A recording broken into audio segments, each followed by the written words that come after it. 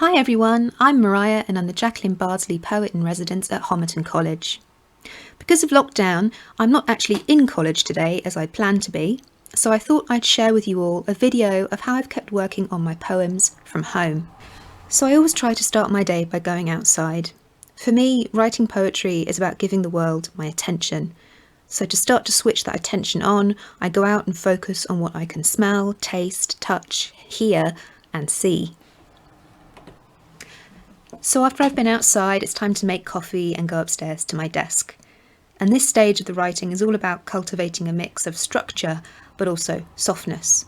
So I try to be at my desk by 8:30, at least a couple of times a week. And that gives me a decent amount of structure so that I can focus on cultivating softness. So what do I mean by that? Well, writing a poem is a funny mix between intention and flexibility. You very often set off with an idea of what you want to write about, but it's a question of listening for the poem inside what you think the poem will be. So to start leaning into that energy, I start off by listening to a meditation track. And after I meditate, I spend some time reading. In this clip, you can see the 3 books I've got on the go at the moment, 2 poetry books and 1 book of non-fiction. So I love reading poetry before I start writing poetry because it helps me switch gears out of my everyday mode and into my poetry writing mode, because reading poetry requires the same amount of careful attention and slowness of pace that writing poetry does. And then for non-fiction, I love reading books like Underland because I love the way non-fiction writers use images in their work, and it helps to spark off new ideas for projects I'm working on at the moment.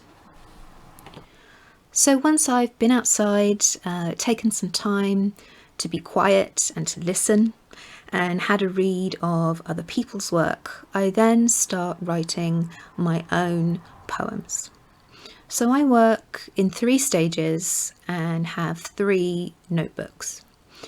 The initial poem writing stage I carry out in small little notebooks like the one you can see right now.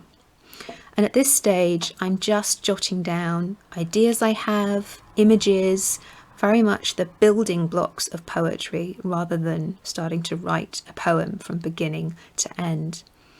I'm trying to use that mix of softness and structure that I've cultivated so far through going outside and meditating to try and listen out for the poem that wants to be written today. And the more I write in this quite free way, the more I start to see patterns and relationships between the images that are coming to mind. And that's how I really start to string a poem together, through the relationships I start to see on the page. So I start to delete things, start to play around with swapping one word out for a more effective word, start to hear a rhythm in my head in terms of how the poem might take shape at the next stage. And for that next stage, I work with a much larger book where I start drafting my first drafts of the poems. So now I'm working in my larger book. It's very much about taking those raw materials of poetry that I generate in my smaller books and shaping them. So what I will have established in that smaller notebook and that freer kind of writing are the images that are of interest to me, and the mood, the tone, the themes and the ideas I want to explore in the shape of the poem.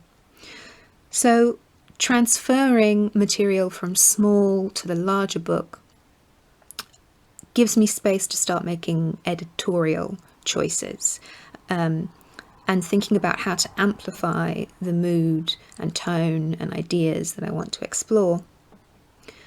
And it's also a question of form. Transferring the material across, I start to think about line length, whether I'm going to use end stop lines or enjambment. And it also puts a great stress, or perhaps not stress, but focus on the language. And it helps me to see where the language is working and where I need to make changes.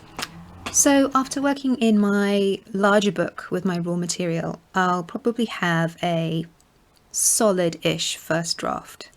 And once I have that, it's time to put the poem in a drawer and leave it.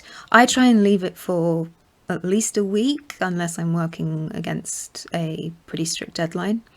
And that's a really important stage, because the next stage is very much about thinking about the poem from the perspective of the reader, whereas the stages so far have all been about thinking about the poem as a writer. So that's quite a significant shift. So putting the poem away allows me to defamiliarize myself with the poem. And then when I come to this next stage, it's a question of taking the poem from the handwritten first draft in my book into a digital format on my computer. And this is another great editorial stage, and why I recommend working first in handwritten drafts and then switching to a typed draft to my students. Because it gives you a chance to examine how the poem looks on the page.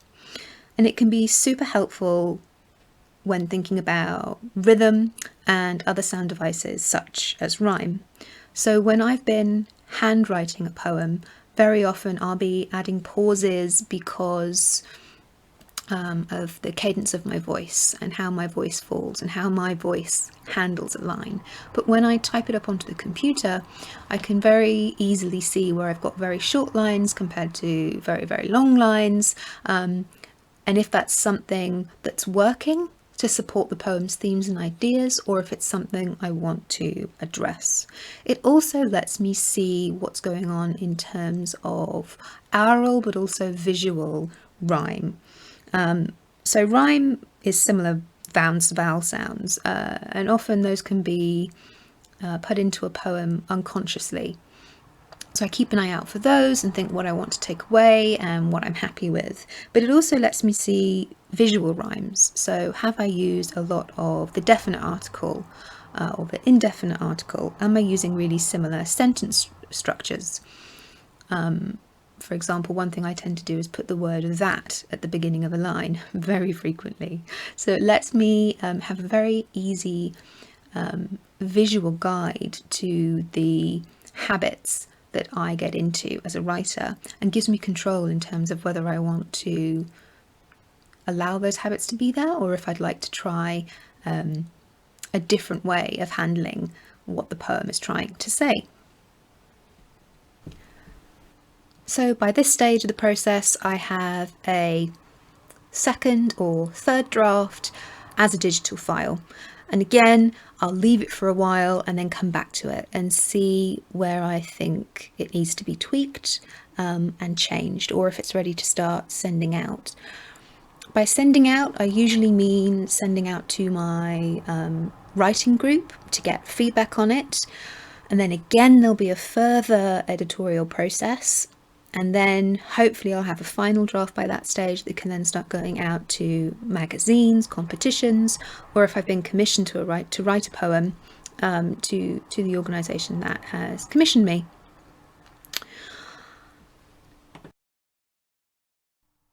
So I've been writing all morning. It's about 12 o'clock now. And at this stage, it's definitely time to leave my desk and go for a walk. This helps to break up the day and helps me to get into the headspace for everything I'll do in the afternoons, which tends to be emails, admin, and prepping for teaching usually. So I hope you've enjoyed following me over the course of this morning while I've been writing my poems for Homerton. If you've got any questions about anything you saw in the video, feel free to get in touch. On the 12th of November at 7:30, I'll be teaching a workshop, so do get in touch if you'd like to join in. Thanks so much and hope to see you all soon. Bye.